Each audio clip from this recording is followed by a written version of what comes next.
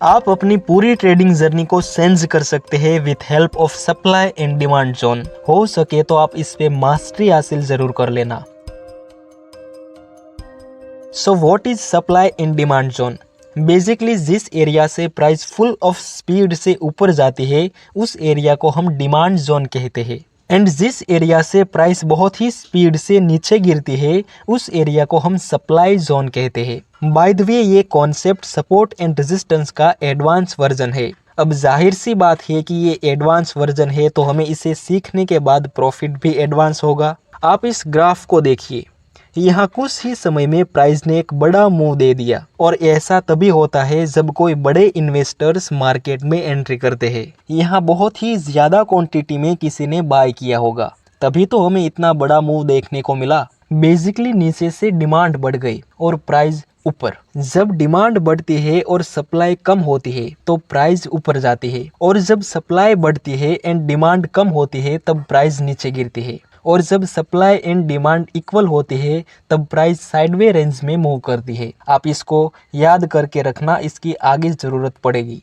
Now back to the graph. जब price फिर से इस डिमांड जोन के पास आके बुलिश कैंडल का सिग्नल देगा तब ये स्ट्रॉन्ग सिग्नल बनेगा बाय करने का। अब आप कहेंगे कि सर ये काम तो हम सपोर्ट एंड रेजिस्टेंस का यूज करके भी कर सकते हैं, इसमें नया क्या है?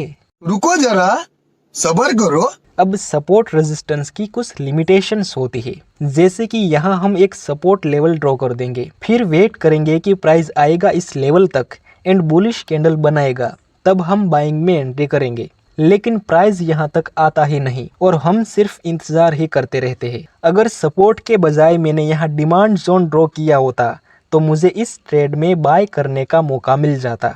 दूसरा, जब हम कहीं पे रेजिस्टेंस लेवल ड्रॉ करते हैं एंड प्राइस जब ब्रेक करता है इस लेवल को तो हमें लगता है कि अब प्राइस ऊपर जा सकती है, लेकिन ऐसा नहीं होता और प्राइस सरप्राइज देके नीचे गिर जाती है। बट अगर मैंने यहाँ पे सप्लाई जोन ड्रॉ किया होता तो मुझे क्लियर कट विजन मिलता कि अभी भी प्राइस इस सप्लाई जोन के अंदर ही है, तो अभी यहाँ पे प्राइस को ऊपर जाने के कोई चांस नहीं बनते। तो फिर सप्लाई एंड डिमांड जोन को ड्रॉ कैसे करें, ये सीखने से पहले आपको समझना पड़ेगा कि बैलेंस और इम्बैलेंस एरिया क्या होता है। तो जब मार्केट अप ट्रेंड में होता है और थोड़ा सा कंसोलिडेशन करता है, फिर अप ट्रेंड में मूव करता है, फिर से थोड़ा कंसोलिडेशंस करता है और फिर अप ट्रेंड में मूव करता है, तो ऐसे सिनारियो को हम बैलेंस और इम्बैलेंस एरिया कहते हैं।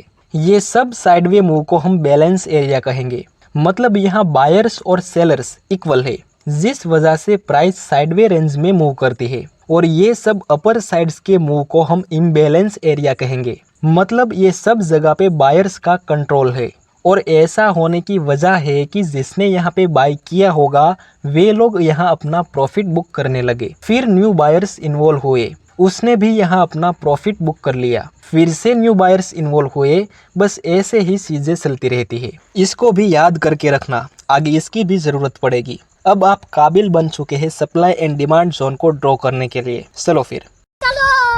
तो डिमांड जोन को ड्रॉ करने के लिए हमें मिनिमम 3 बिग ग्रीन कैंडल चाहिए, बीच में एक भी रेड कैंडल नहीं होनी चाहिए। अगर 3 से ज्यादा कैंडल हो तो चलेगा, लेकिन मिनिमम 3 तो होनी ही चाहिए। अब हम इस ग्रीन कैंडल से पहली वाली कैंडल का हाई और लो को टच करके एक जोन ड्रॉ कर देंगे, कुछ इस तरह। ये आपका डिमांड जोन रेडी हो चुका है। फिर से प्राइस इस जोन के पास आके बुलिश कैंडल बनाएगा एंड सेकंड कैंडल इस बुलिश कैंडल के हाई के ऊपर क्लोज हो जाए, तब हम बाइंग में एंट्री कर सकते हैं।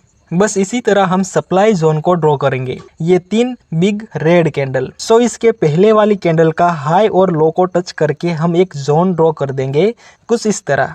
जब प्राइस इस जोन को अप्रोच करेगा और कोई बीरिश कैंडल बनाएगा, और तो और सेकंड कैंडल इस बीरिश कैंडल के लो के नीचे क्लोज हो जाए, तब हम सेल में एंट्री कर सकते हैं। जैसे कि यहाँ पे ये 3 बिग रेड कैंडल।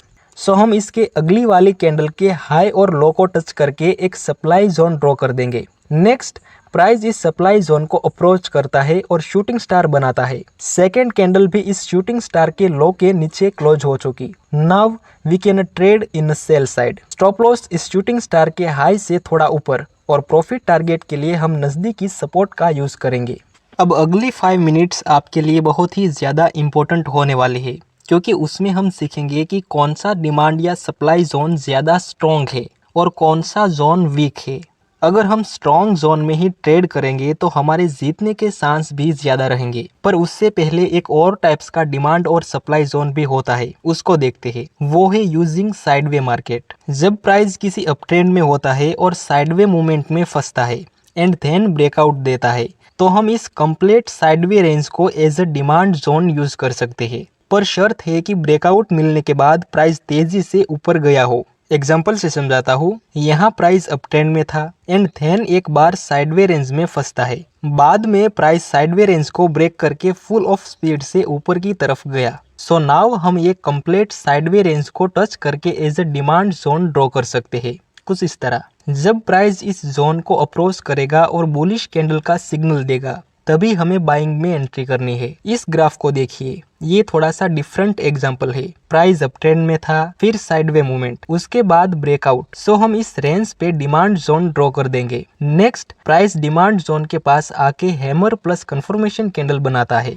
ओके, तो हम बाय में एंट्री करेंगे और हमारा प्रॉफिट टारगेट भी हिट हो चुका। लेकिन मैं कुछ और दिखाना चाहता हूँ आपको। यहाँ ब्रेकआउट होने से पहले प्राइस साइडवे रेंज में थी, तो हम इसको डिमांड जोन बना सकते हैं। यस, बना सकते हैं। नेक्स्ट प्राइस फिर से ऊपर जाके साइडवे रेंज में मूवमेंट करती है और अपर साइड ब्रेकआउट भी मिलता है। क्या हम यहाँ पे एक दूसरा डिमांड जोन बना सकते हैं? यस, बना सकते हैं। नेक्स्ट प्राइस इस डिमांड जोन को ब्रेक कर देती है। Okay, no problem. फिर प्राइस इस पहले वाले डिमांड जोन के पास आती है और यहाँ डोजी प्लस कंफर्मेशन कैंडल की फॉर्मेशन बनाती है। अभी आपने सीखा कि जब प्राइस डिमांड जोन के पास आके बुलिश प्लस कंफर्मेशन कैंडल बनाए, तब हमें बाय करना है। तो क्या आप यहाँ पे बाय में एंट्री करेंगे? थियरी के अनुसार ये बाय करने का सिग्नल है, बट फिर भी हम यहाँ पे बाय नहीं करेंगे, क्योंकि यहाँ नज़दीक में ही ये जोन है जो कि रेजिस्टेंस का काम करेगा। इसलिए हमें यहाँ बाय नहीं करना है, सब कुछ ठीक होने के बाद भी। लेकिन कोई ये तो सिखाता ही नहीं। सब लोग यही सिखाते हैं कि डिमांड जोन और बुलिश कैंडल पे बाय कर लो, लेकिन कोई ये भी तो सिखाओ कि क्या नहीं करना है। ठीक है, आप इस ग्राफ का स्क्रीनशॉट ले लेना और याद रखना कि क्यों यहाँ पे बाय नहीं करना है। यहाँ भी एक अप ट्रेंड है, फिर प्राइस हल्का सा साइडवे होता है। इस साइडवे मूवमेंट की रेंज ज्यादा है नहीं, लेकिन हम इस पे डिमांड जोन तो ड्रॉ कर सकते हैं। नेक्स्ट प्राइस ऊपर जाने के बाद फिर से आती है इस जोन पे और ग्रीन बुलिश कैंडल से बाय करने का सिग्नल देती है। लेकिन यहाँ भी हम बाय नहीं करेंगे, क्योंकि ये लास्ट स्विंग ब्रेक हो चुका, तो ये एक डाउन ट्रेंड है। चाहे कुछ भी हो, हम ट्रेंड की पावर को इग्नोर नहीं कर सकते। यहाँ पे डबल टॉप की फॉर्मेशन बन चुकी है, जो कि ये एक बीरिश पैटर्न है, जिसका निर्माण होने के बाद प्राइस नीचे गिरती है। इसलिए ये डिमांड जोन पे बुलिश कैंडल बने तो भी हमें बाय नहीं करना है। दोस्तों, मैं चाहता तो ये दोनों एग्जाम्पल नहीं लेता जिसमें डिमांड जोन फेल हुआ। मैं भी आपको सिर्फ ऐसे ग्राफ दिखा सकता था जिसमें डिमांड और सप्लाई जोन काम करता हो, लेकिन मीठी मीठी बातें बोल के मैं आपका लॉस नहीं करवाना चाहता। और हाँ, अभी तक आपने इस वीडियो को लाइक नहीं किया तो कर देना। नेक्स्ट हम सप्लाई जोन को भी इसी तरह से ड्रॉ कर सकते हैं। जब प्राइस डाउन ट्रेंड में होती है और साइडवे होने के बाद नीचे की तरफ स्ट्रॉन्ग ब्रेकडाउन देती है, तो इस रेंज को हम as a supply zone draw कर सकते हैं। अब समझते हैं कि कौन सा supply and demand zone strong है और कौन सा वीक है।